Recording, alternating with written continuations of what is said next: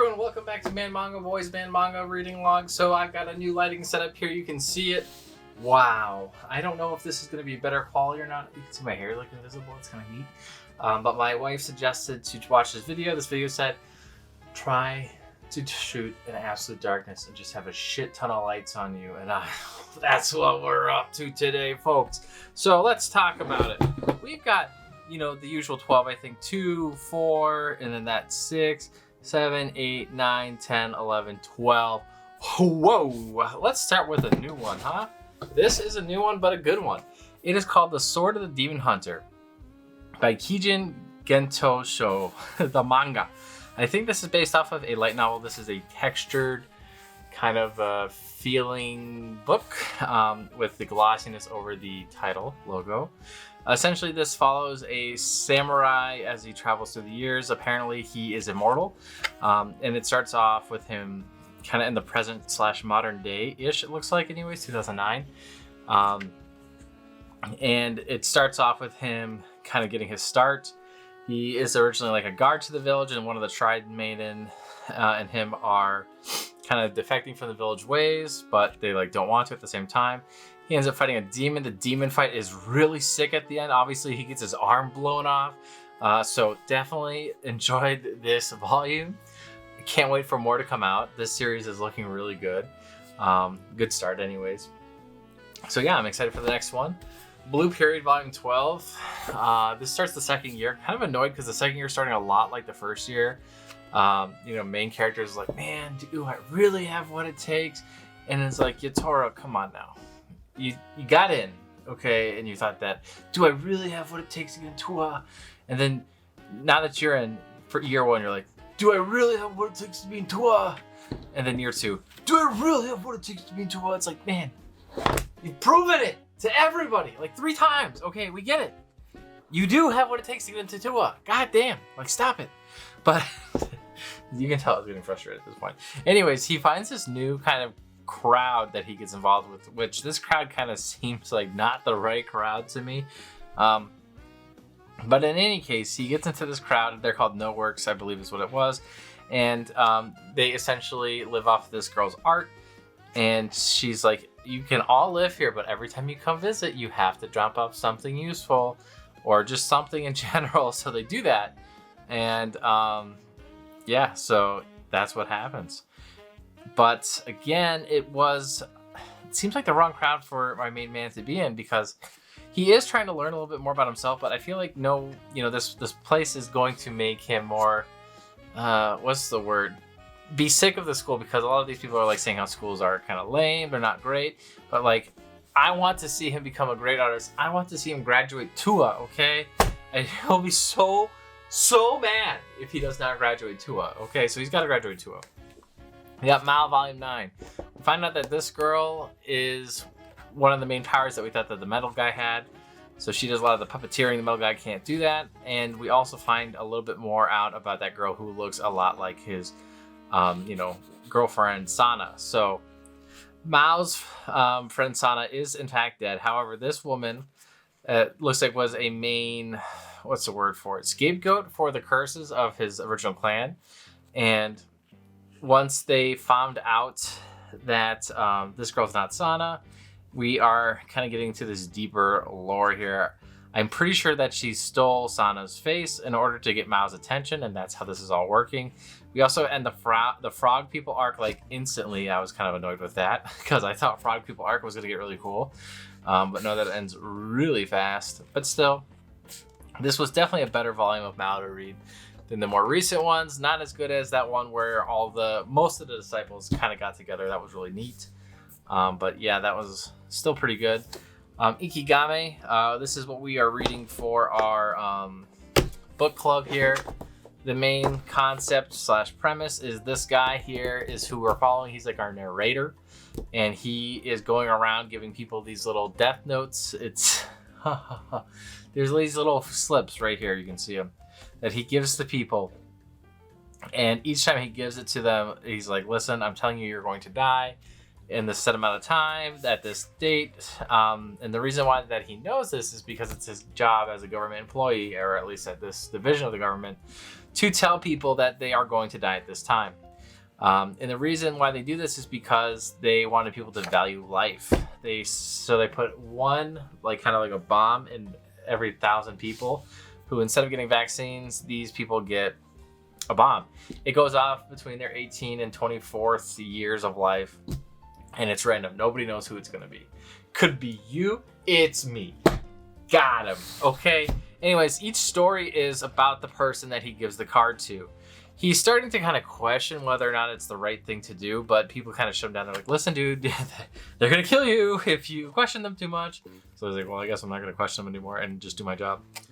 But yeah, I like this one where this guy is like a drug addict and he wants to be a director. And he tells his wife that, like, if you take this medicine, make you live longer. So that one was really good. Another one was this guy who has to help this lady walk. That one was also pretty good. There's one where this guy was bullied and then he tries to get revenge on the people who bullied him. I like that one a lot too. There was a music one. That one was cool. I honestly so far haven't found a story I don't really like a ton. Probably the weakest one is like the bullying one, but that one was still pretty interesting. It wasn't bad at all. So yeah, I've been liking that. How a Realist Hero Rebuilt the Kingdom Volume 3. So this obviously compiles 5 and 6 because these are omnis. If you read it digitally or in raw Japanese. We figured out how to make TV, so that was kind of funny. We go through the last bits of the battle here. We can see that Amidona is kind of taken over by our main character's kingdom, and pretty much the only one who lives is Amidonia's prince. But everyone else, obviously, so we kind of take over the kingdom and make ours a little bit bigger. With ours a little bit bigger, we're able to kind of stand a chance, I'm assuming, against the main kingdom. That's like the union of humans that is fighting the demons. There's like this specific law that is enforced if you are part of that kingdom, which I'm pretty sure his is not, but maybe I'm not following that correctly. Anyways, they set up TV using this really ancient magic given to them by the gods. And people are really a fan of it, and they are able to communicate what is going on by going through the news. So they're like, listen, we took over Amadonia. There's no reason for you guys to be fighting against it. It's done. It's a fact. If you are seen kind of going against us, we're going to have to make you follow the law, and you can't say you're ignorant to it because we're forcing this feed into your house. So nice try. But yeah, it's, again, a really good series. I enjoy a lot.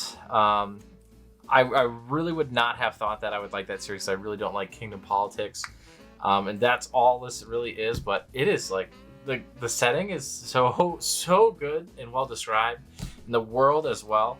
And there's so much story happening at the same time that I'm just like so invested in it. Every time I read through this omnibus, it may as well be a half a book because I read through it so fast. And there are a fair amount of text in it. Okay, I'm showing you guys all the battles, but there are good amount of text scenes in here. So I'm reading a lot, but I'm just enjoying it so much. I slam through it.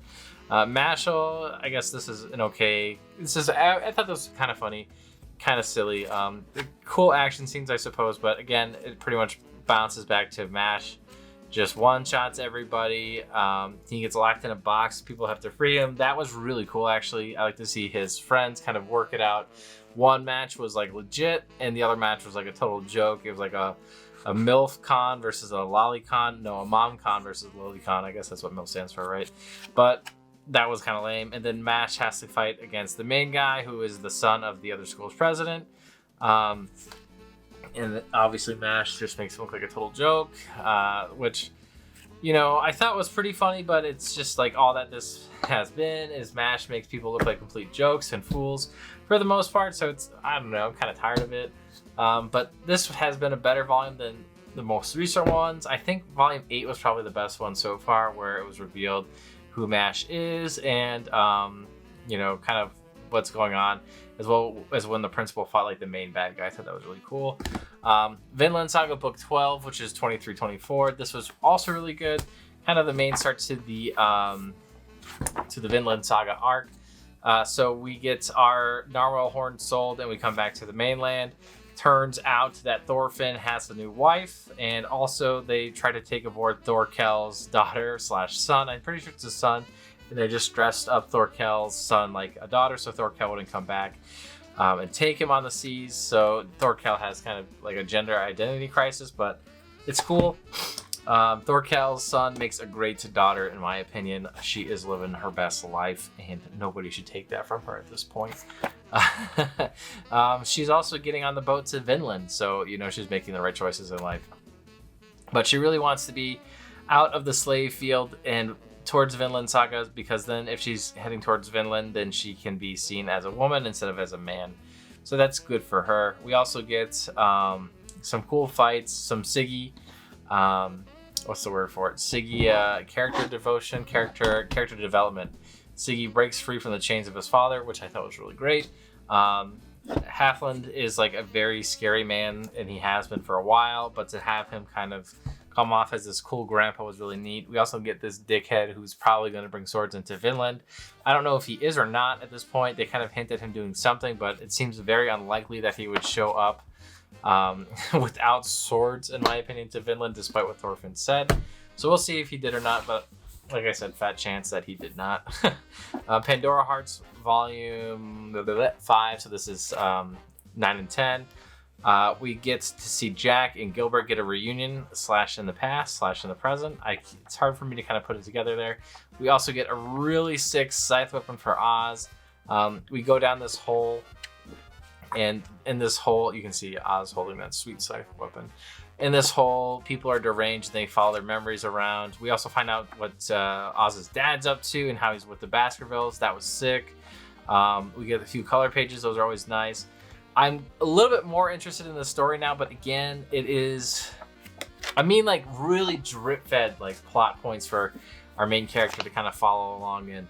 So I am really hoping for this to get super good like they said there would.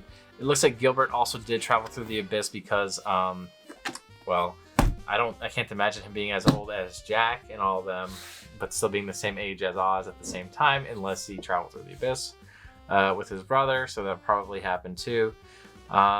So Pandora Hearts is moving in the right direction, but we aren't quite there yet. I'm happy with where we're headed, hoping to keep going in that positive direction. But that is what I read this week.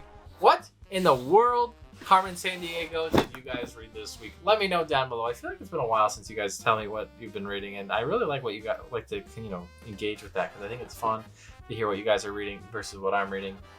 But yeah, let me know what you think about this lighting setup down below. Also, what you read, what I read, if you read anything good like this. Well, I wouldn't say good. I would say Ikigame and Vinland Saga were easily my two favorites here. This was also really good. This has very good starting points. The rest of it I would say is kind of mid. Blue Period is really engaging, but it's the point where it's at right now. It's not one I'm super excited about. But the other ones that I was talking about, yeah, this stuff right here. This is what I'm at. This is where we're at right now. Okay.